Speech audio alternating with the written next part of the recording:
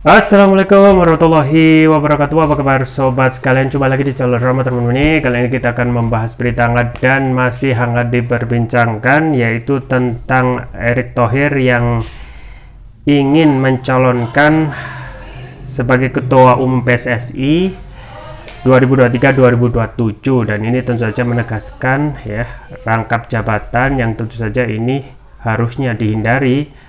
Dan harusnya ada ketegasan dari Presiden Jokowi untuk tidak selalu melakukan pembiaran terhadap menterinya yang rangkap jabatan, yang itu akan memunculkan konflik of interest. Dan ini ada kritikan dari Rocky Gerung. Erick Thohir ingin rangkap jabatan Ketua Umum PSSI, Jokowi dicap jadi bebek lumpuh, nggak bisa pegang kendali kabinet. Ini sesuai yang dilansir oleh Suara.com. Langsung saja kita baca dan kita ulas.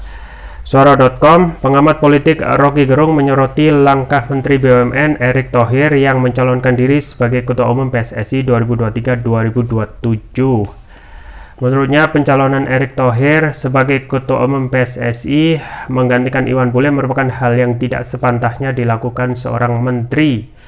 Ia bahkan belak-belakan mengatakan hal tersebut merupakan pertanda bahwa Presiden Joko Widodo tidak lagi bisa memimpin kabinet di pemerintahannya. Erick Thohir jadi Ketua PSSI, demikian juga Menteri Olahraga. Kan dia adalah menteri untuk mengatur kebijakan, bukan untuk aktif dalam organisasi. Ya kalau penasehat ya bolehlah karena nggak ada kerjaan. Ini jadi Ketua PSSI aktif. Saudara Erick Thohir adalah Menteri BUMN mau merangkap jadi Ketua PSSI, kata Rocky seperti dikutip Suara.com melalui tayangan kanal YouTube Rocky Gerung Official pada Minggu. Rocky Gerung menerangkan jika langkah Erick Thohir tersebut dilakukan semata-mata hanya untuk meraih elektabilitas. Itu artinya kan mau menambah elektabilitas, terang Rocky. Ia lantas mengungkapkan jika seorang menteri tidak seharusnya memiliki rangkap jabatan, apalagi jika jabatan tersebut akan menggerus waktu begitu banyak. PSSI itu adalah organisasi yang basisnya itu ada di FIFA, dan sebetulnya kita mesti mengerti bahwa kalau dia punya jabatan publik, jangan dirangkap oleh jabatan lain yang time consuming, yang menghabiskan waktu, ujar Rocky. Pada kesempatan ini, Rocky mengujarkan bahwa sebagai seorang pemimpin sudah sepatutnya Jokowi memberikan peringatan kepada para menterinya, terutama soal pencalonan Erick Thohir sebagai ketum PSSI.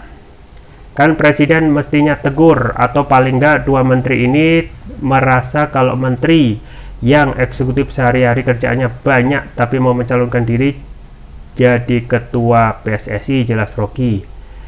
Ia bahkan secara terang-terangan menyebut jika kini Jokowi terlihat sebagai bebek lumpuh karena tidak bisa lagi mengontrol para menterinya. Jadi itu pertanda bahwa organisasi kabinet udah tidak bisa lagi dikendalikan lagi oleh presiden, dan itu yang memungkinkan kita makin lama makin tahu bahwa presiden sebenarnya udah bebek lumpuh tuh, terang Rocky. Karena nggak bisa lagi jadi gembala itu buat menuntun bebek-bebek yang lain, pungkasnya. Ya sobat sekalian, itu ya dari Rocky Gerung yang menilai bahwasanya manuver para menterinya yang mencoba untuk, yaitu Erick Thohir yang mencoba untuk peruntungan menjadi ketum PSSI yang itu terbuka, dan tentu saja ini akan membuat kinerja dari kabinet Presiden Joko Widodo akan menurun dalam segi menteri BUMN-nya.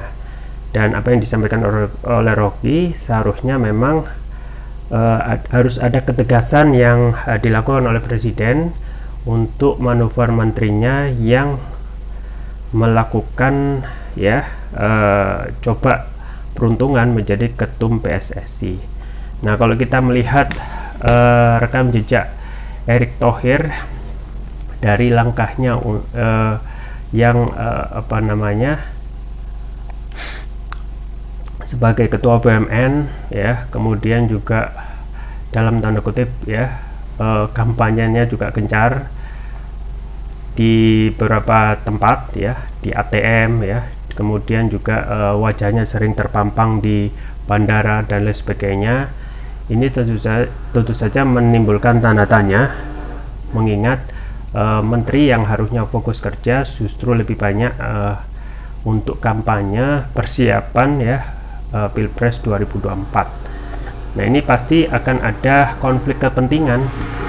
Orang-orang yang melihat BUMN, yaitu menterinya sudah terlihat ingin ikut kontestasi, akan ya secara tidak langsung akan menggerakkan orang di bawah untuk mensukseskan menterinya, yaitu Erick Thohir. Nah, pertama itu pasti akan ada konflik kepentingan. Yang kedua, tentu saja yang dikhawatirkan adanya pemakaian state facilities, state financial resource untuk memuluskan apa yang diinginkan oleh Erick Thohir dalam rangka untuk menaikkan elektabilitasnya. Nah, ini tidak menutup kemungkinan ketika itu sudah terus-menerus dilakukan oleh Erick Thohir dengan kampanye sana sini ya, wajahnya muncul di ATM ya, bandara dan lain sebagainya. Yang jadi pertanyaan, apakah ada audit ya dana yang dipakai untuk dalam tanda kutip kampanye yang dilakukan oleh Erick Thohir, mengingat sekarang kinerja yang dinaungi oleh Erick Thohir itu ya masih ngeri-ngeri sedap ya, masih banyak hal yang harus diperbaiki, terutama masalah kinerja BUMN yang menurun, utang BUMN yang meningkat. Kemudian kalau kita menelisik lagi dengan BUMN yang mayoritas itu adalah bisnis monopoli ya, kenapa bisa rugi, kenapa tidak bisa untung? Nah, dengan kinerja yang kita bisa lihat sendiri di media ya, kita bisa membandingkan, maka yang jadi pertanyaan, apakah kinerja Menteri BUMN ini ya baik dan patut dipertahankan. Nah, setelah aktivitas kampanye, kemudian pendekatan kepada presiden juga intens ya, itu bisa dilihat dari keikutsertaan dalam pernikahan anak presiden Kaisang Pangarep yang berstatement ibarat keponakan sendiri. How come? Bagaimana kalau yang menikah itu bukan anak presiden? Bagaimana kalau Kaisang itu bukan anak presiden? Apakah masih mau untuk berpartisipasi? Dan sekarang coba mengambil peruntungan yang lain, yaitu Ketum PSSI yang kalau kita nilai ini adalah posisi lezat dan bisa menjadi batu loncatan bagi pejabat sekelas Erick Thohir yang ingin ya dalam hal ini meningkatkan kapabilitasnya untuk memimpin dan sekaligus untuk meningkatkan elektabilitasnya jelang Pilpres 2024. Nah, sesuai dengan apa yang disampaikan oleh Rocky Gerung, tentu saja harus menjadi introspeksi bagi Rocky Gerung, terutama juga bagi atasannya, yaitu tentu saja Presiden Jokowi, yang harus menegur menteri satunya ini ya, untuk lebih fokus bekerja daripada lebih untuk mencari elektabilitas dalam untuk kepentingannya sendiri. Nah, ini juga sudah ditekankan oleh Rocky Gerung bahwasanya tugas menteri itu sudah ada untuk mengatur kebijakan ya, bukan aktif dalam organisasi. Nah, kalau kita melihat PSSI saat ini yang jabatannya pastilah ya akan sibuk mengurusi persepak bolaan Nusantara dan juga pasti akan terkoneksi dengan organisasi FIFA. Pastilah akan ada kesibukan yang menyita waktu. Belum lagi saat ini yang kita ketahui BUMN itu masih banyak sekali PR yang harus dikerjakan. Nah, setelah 2 kali masa periode Presiden Jokowi, apakah kita bisa menilai itu ya kinerja Erick Thohir itu bisa baik ya ataupun ya biasa-biasa saja. Nah, kalau kita menelisik ya tentang peran Erick Thohir yang melakukan kampanye sedari awal ya menjadi Menteri BUMN, terkesan ada yang namanya pembiaran, yang seharusnya ada ketegasan dari Presiden untuk minimal menegur dalam hal ini sebagai bawahannya yang harus mengingatkan untuk bekerja lebih fokus kepada kerjaannya yang masih banyak PR, terutama bagi BUMN yang masih banyak persoalan sana sini, terutama adalah kerugian BUMN yang begitu masif ya, dari BUMN plat merah yang misalnya dari Garuda Indonesia dan lain sebagainya. Nah, ini terlihat ketika ada pembiaran, terkesan ada endorse dari istana yang seharusnya bisa mengingatkan menterinya untuk fokus kerja, malah lebih enjoy dalam hal jabatan lain yang dalam hal ini untuk menguntungkan kepentingannya, yaitu menaikkan elektabilitas. Dan sontak tentu saja ini ya terlihat apa yang disampaikan Rocky itu sebagai ya pemerintahan sekarang seperti bebek lumpuh, lemdak, yang harusnya bisa menjadi macan ya untuk dalam hal Presiden Jokowi memimpin kabinet.